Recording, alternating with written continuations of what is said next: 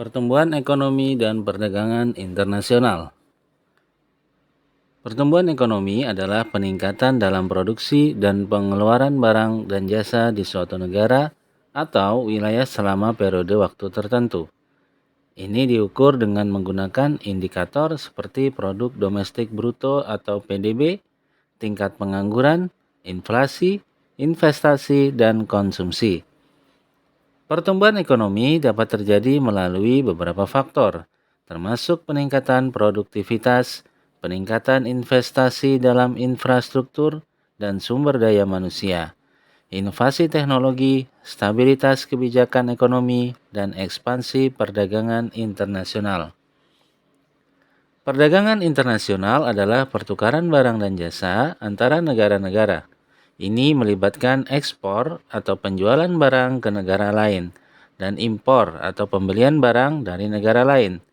Perdagangan internasional dapat memberikan manfaat ekonomi bagi negara-negara yang terlibat, seperti akses ke pasar yang lebih besar, diversifikasi ekonomi, pertumbuhan industri, dan penciptaan lapangan kerja. Produk domestik bruto atau PDB adalah ukuran nilai total semua barang dan jasa yang dihasilkan dalam suatu negara selama periode waktu tertentu.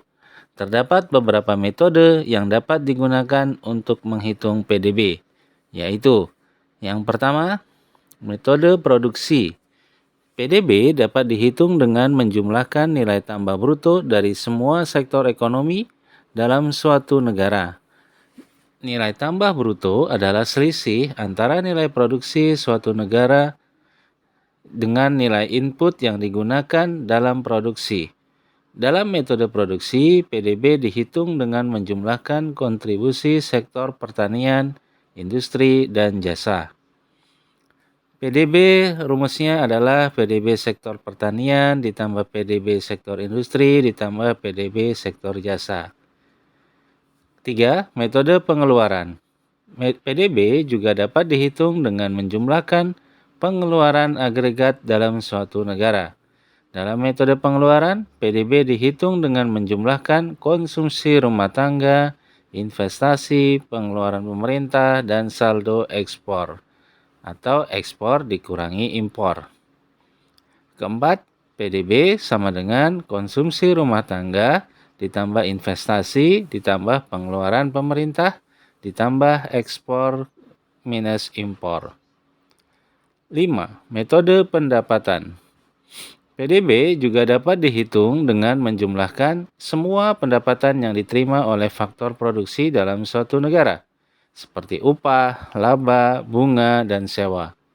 Dalam metode pendapatan, PDB dihitung dengan menjumlahkan pendapatan buruh, keuntungan perusahaan, bunga, dan pendapatan dari sewa tanah.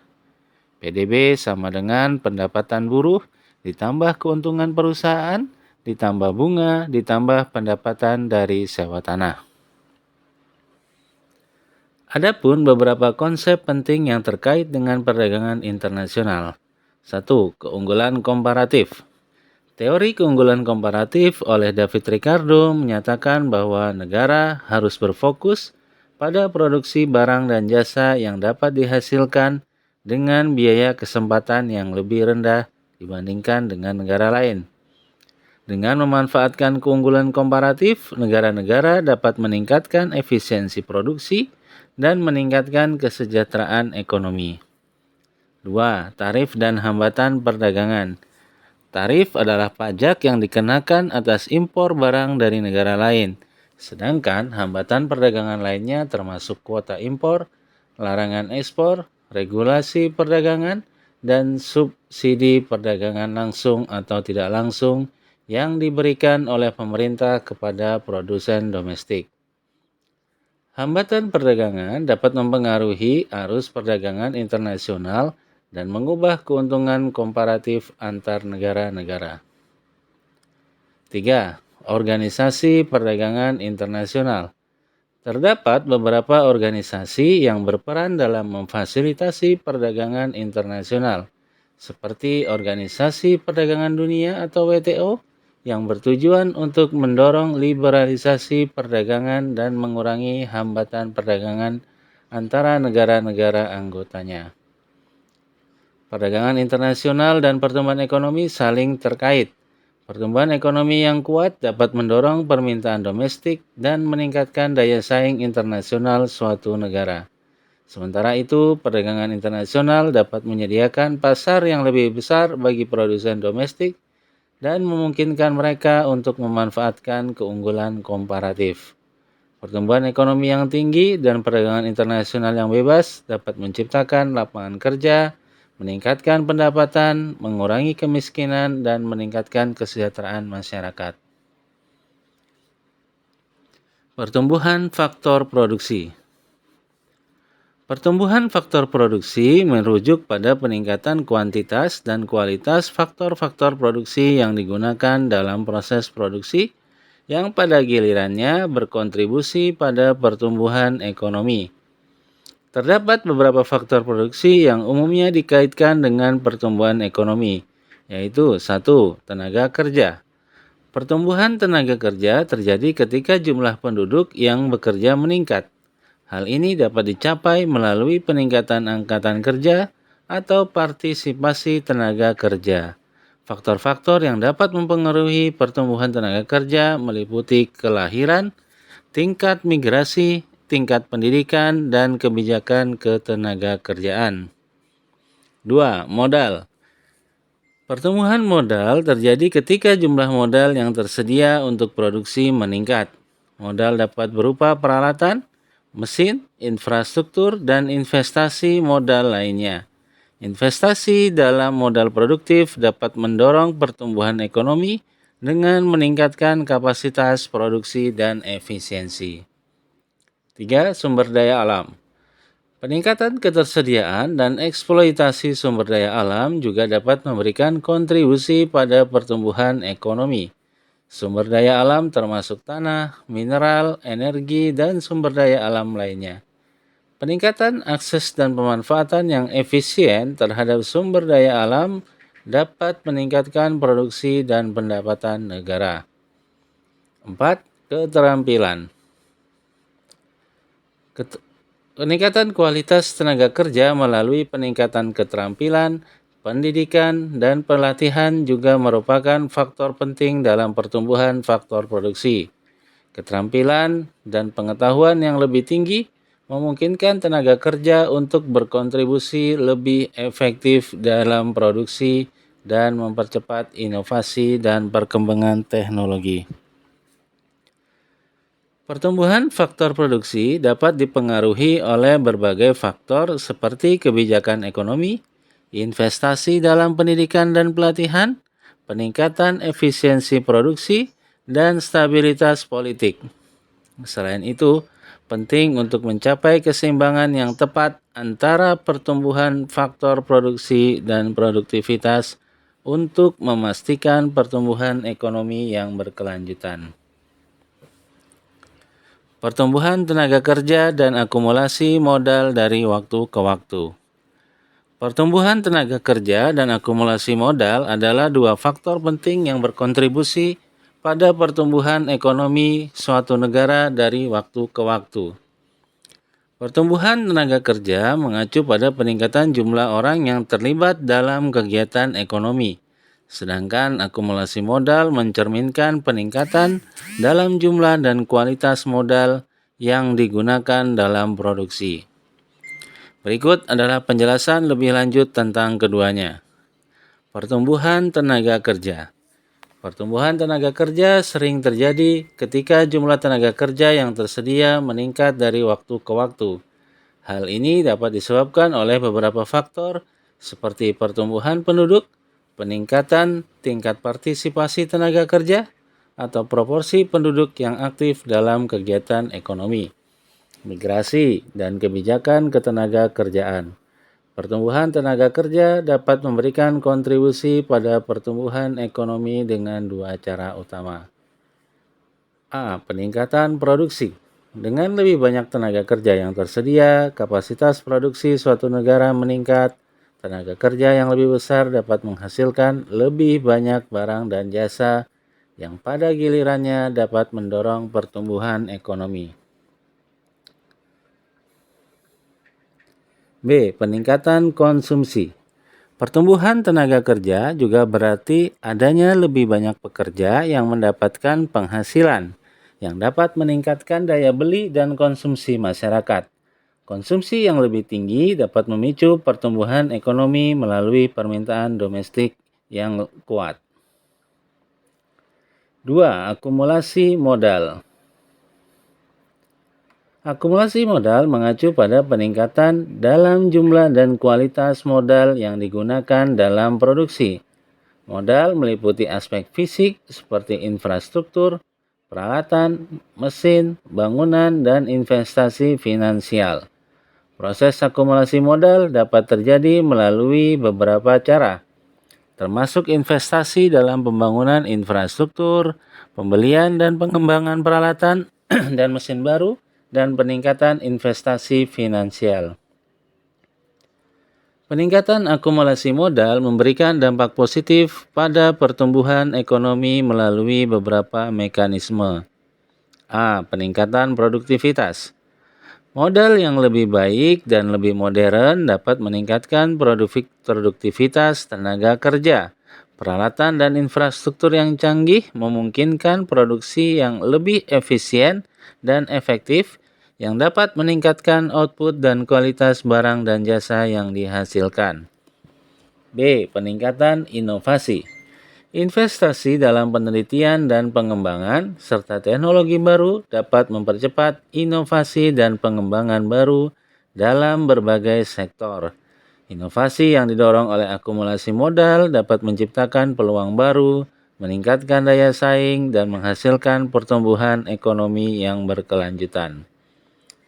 Perhatikan bahwa pertumbuhan tenaga kerja dan akumulasi modal hanyalah dua faktor dari banyak faktor yang mempengaruhi pertumbuhan ekonomi.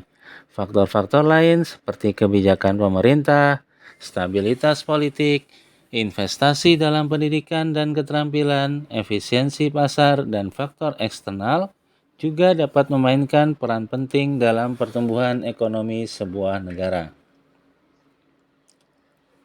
Teorema Rybczynski. Teorema Rybczynski adalah sebuah teorema dalam ekonomi perdagangan internasional yang menyatakan bahwa jika suatu negara mengalami peningkatan jumlah faktor produksi tertentu, seperti tenaga kerja atau modal, maka produksi komoditas yang menggunakan faktor produksi tersebut secara intensif akan meningkat. Sementara produksi komoditas yang menggunakan faktor produksi yang kurang intensif akan menurun.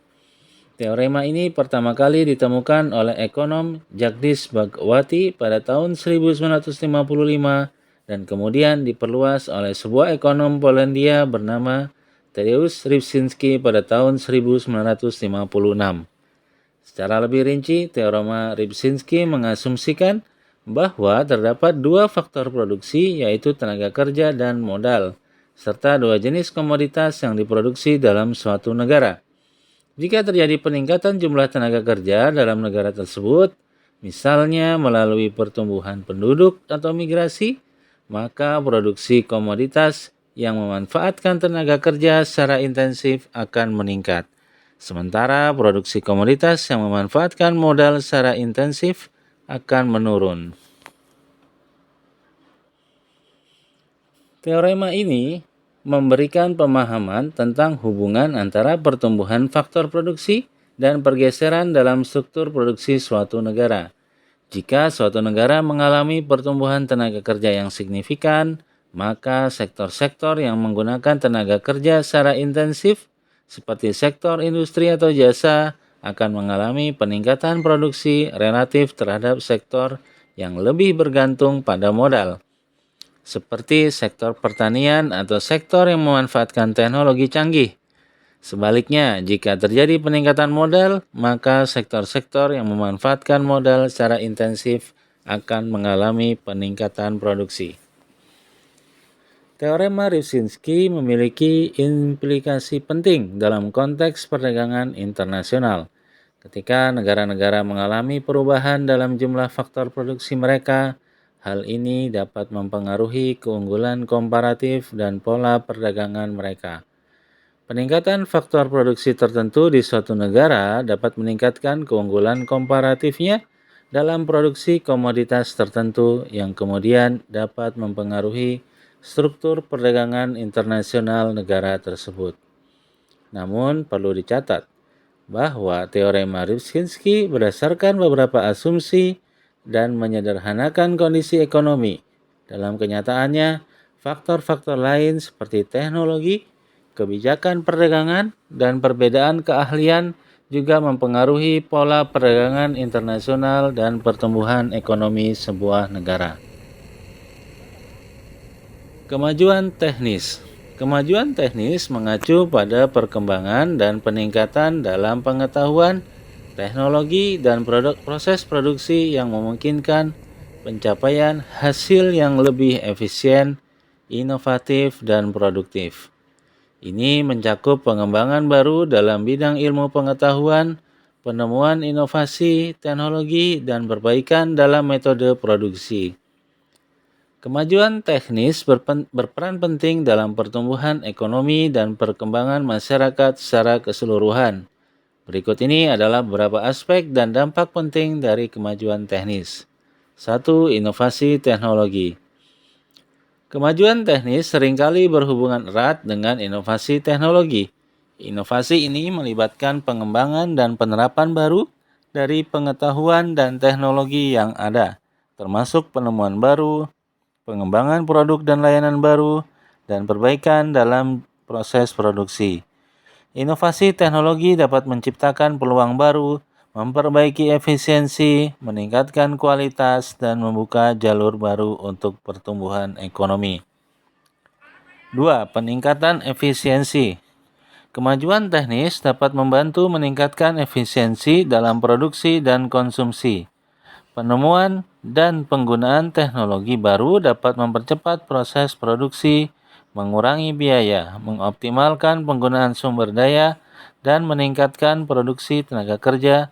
Dengan demikian, kemajuan teknis dapat meningkatkan output yang dihasilkan dari jumlah yang sama dari input yang digunakan. 3. Perbaikan kualitas hidup. Kemajuan teknis dapat memberikan dampak positif pada kualitas hidup masyarakat. Inovasi dalam bidang kesehatan, transportasi, komunikasi, energi, dan sektor-sektor lainnya dapat meningkatkan aksesibilitas, keamanan, kenyamanan, dan kualitas pelayanan yang diterima oleh masyarakat. Contohnya, termasuk perkembangan obat-obatan baru, teknologi informasi dan komunikasi, transportasi yang lebih efisien, dan sumber energi yang lebih bersih dan terbarukan. 4. Pertumbuhan ekonomi. Kemajuan teknis adalah salah satu pendorong utama pertumbuhan ekonomi. Perkembangan teknologi dan inovasi mendorong peningkatan produktivitas, pembentukan industri baru, peningkatan daya saing, dan penciptaan lapangan kerja baru. Dengan menerapkan kemajuan teknis, perusahaan dan negara-negara dapat meningkatkan kapasitas produksi, diversifikasi ekonomi, dan meningkatkan standar hidup masyarakat. 5. Dampak sosial dan lingkungan. Kemajuan teknis juga dapat memiliki dampak sosial dan lingkungan yang signifikan. Perubahan teknologi dan perubahan dalam cara hidup kita dan bekerja dapat mempengaruhi struktur sosial, pola kerja, dan pola konsumsi. Kemajuan teknis juga dapat memiliki implikasi lingkungan, baik positif maupun negatif, seperti penggunaan sumber daya alam, polusi, dan dampak perubahan iklim. Penting untuk mencapai keseimbangan yang tepat antara kemajuan teknis dan dampaknya terhadap masyarakat dan lingkungan. Pengelolaan dan penggunaan kemajuan teknis secara bijaksana membutuhkan pemikiran strategis, regulasi yang tepat, serta upaya untuk memastikan manfaat teknologi dapat dinikmati secara adil oleh masyarakat secara keseluruhan. Kemajuan teknis yang bersifat netral, penghematan tenaga kerja, dan penghematan modal. Dalam konteks kemajuan teknis, terdapat 3 konsep yang terkait dengan sifat dan efeknya terhadap faktor produksi, yaitu 1. Kemajuan teknis yang bersifat netral atau neutral technological progress. Kemajuan teknis yang bersifat netral mengacu pada perkembangan teknologi yang tidak secara khusus menguntungkan atau merugikan faktor produksi tertentu seperti tenaga kerja atau modal. Dalam hal ini, perkembangan teknologi meningkatkan produktivitas secara keseluruhan tanpa memberikan keuntungan komparatif yang signifikan pada suatu faktor produksi dibandingkan dengan yang lain. Contohnya, dalam pengembangan teknologi komputer yang meningkatkan produktivitas secara umum tanpa memberikan keunggulan komparatif yang signifikan antara negara kerja dan modal. 2. Penghematan tenaga kerja atau labor saving technological progress. Penghematan tenaga kerja terjadi ketika kemajuan teknis mengarah pada pengurangan jumlah tenaga kerja yang diperlukan dalam proses produksi. Dalam hal ini, teknologi yang lebih efisien dan otomatis menggantikan pekerja manusia dalam tugas-tugas yang sebelumnya dilakukan secara manual. Misalnya, penggunaan mesin otomatis dalam proses manufaktur dapat menggantikan pekerja manusia dalam tugas-tugas fisik tertentu. Meskipun ini dapat meningkatkan efisiensi dan produktivitas, penghematan tenaga kerja juga dapat mempengaruhi pasar tenaga kerja dengan mengurangi permintaan terhadap pekerjaan tertentu. 3. Penghematan modal atau capital saving technological progress. Penghematan modal terjadi ketika kemajuan teknis mengurangi ketergantungan terhadap modal dalam proses produksi. Dalam hal ini, teknologi baru mengurangi jumlah modal yang diperlukan untuk mencapai tingkat produksi yang sama atau lebih tinggi. Misalnya, penggunaan teknologi komunikasi yang lebih efisien dapat mengurangi kebutuhan perusahaan untuk memiliki infrastruktur fisik yang besar.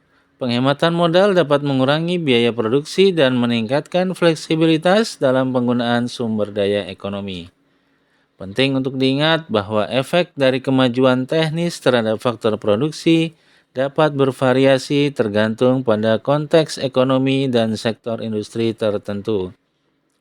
Selain itu, kemajuan teknis juga dapat memiliki implikasi yang kompleks, termasuk perubahan dalam struktur pasar, ketimpangan pendapatan, dan adaptasi sosial dan kebijakan yang diperlukan untuk mengelola dampaknya dengan bijaksana. Kemajuan teknis dan batas produksi suatu negara. Kemajuan teknis dapat mempengaruhi batas produksi suatu negara dengan 2 cara utama. Perluasan batas produksi atau expanding production possibilities dan pergeseran batas produksi atau shifting production possibilities. Perluasan batas produksi.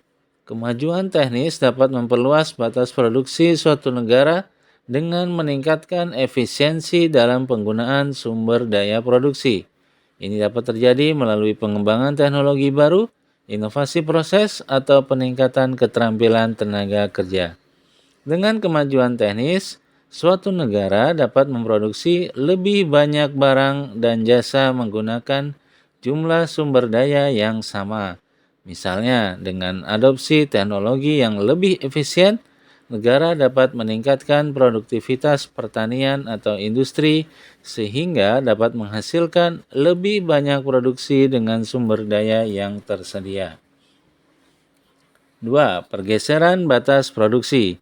Kemajuan teknis juga dapat menyebabkan pergeseran batas produksi suatu negara dengan mengubah proporsi produksi antara berbagai barang atau sektor ekonomi.